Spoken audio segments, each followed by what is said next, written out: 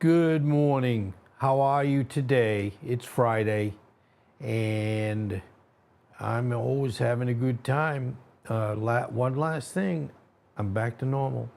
You're saying, oh, good. We're real glad here. Anyway, today we're going to talk about Fala. I know that's an interesting name, Fala. And it is a Scottish Terrier. And it basically is Franklin Roosevelt's dog. You know, of all the presidents in the past, I really liked FDR. You know, every president has its good points and bad points. I get it.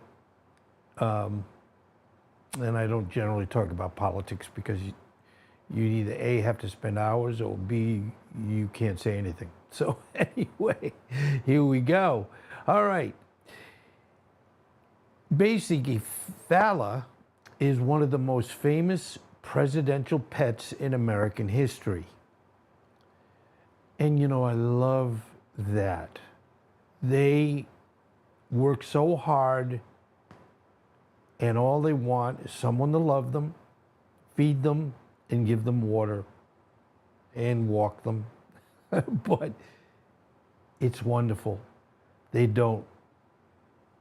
act wonderful even though they don't know what their being so good is so significant. But it is anyway. Okay, in the early life, the birth name was Murray the Outlaw of Fala Hill. Interesting. Fala was born April 7th of 1940. Breeder, Mrs. W. Duncan. Given name, he was renamed Fala by Franklin D. Roosevelt's cousin, Margaret Daisy Suckley, who gifted him to the president. I guess if you give someone the dog, you have a right to give them a name, even though the new owner can say, I don't really like that name, so I'm going to change it. But don't tell anybody. Okay, life in the White House. Fala arrived at the White House in November of 1940. Companionship. He quickly became a constant companion to President Roosevelt. Fala's presence was a source of comfort and joy for the president, especially during the difficult years of World War II. You know, every animal, and I have my Jamie, who I certainly talk a lot about. I just love being with her, sitting with her, and she's getting a little older, but you know, we take care of our seniors, right? And I'm a senior too, so hey, it works pretty well. Fala was a beloved figure in the White House, often accompanying Roosevelt to important meetings and travels, including wartime conferences. I mean, yeah, World War II, I give credit to Churchill and Roosevelt.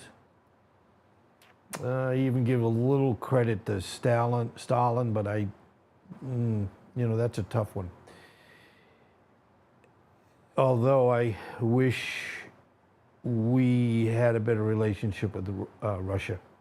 It doesn't benefit anybody for having any bad tidings with any country in the world. His antics and loyalty were frequently mentioned in the press. Well, you know, the press, they stay on top of it. Okay, Fala became a national icon. His popularity was such that he received thousands of fan letters, which were often answered by a White House secretary. You know, God bless people for sending a letter to Fala. Maybe they thought Fala can write and read and write. I don't know. Okay, in 1944, during a campaign speech, President Roosevelt mentioned Fala in what came to be known as the Fala speech. he humorously addressed false Republican claims that he had accidentally left Fala in the Aleutian Islands and sent a destroyer to retrieve him at great expense. Wow, even back then, the political parties make stuff up about each other and don't tell the truth. I guess I thought it was only a phenomena related to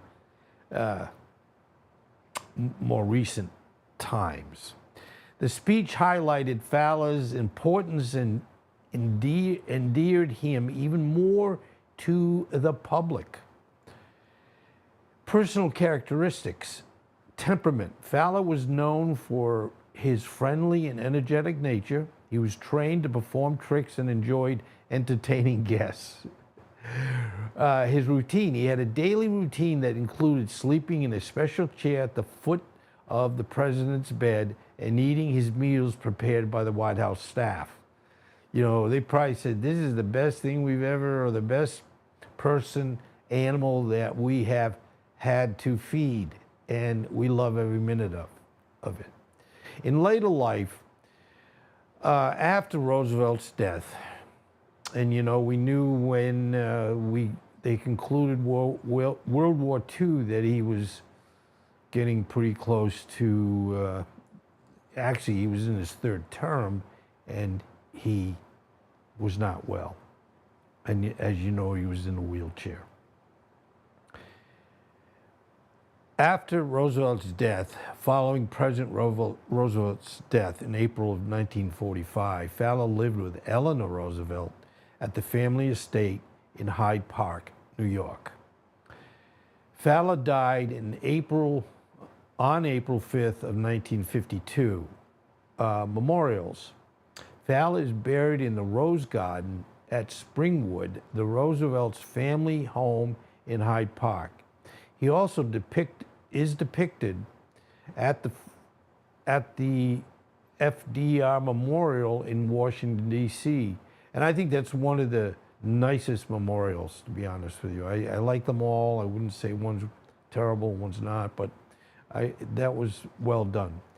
And Fala is sitting beside the statue of Roosevelt, reflecting his significant role in the president's life and legacy.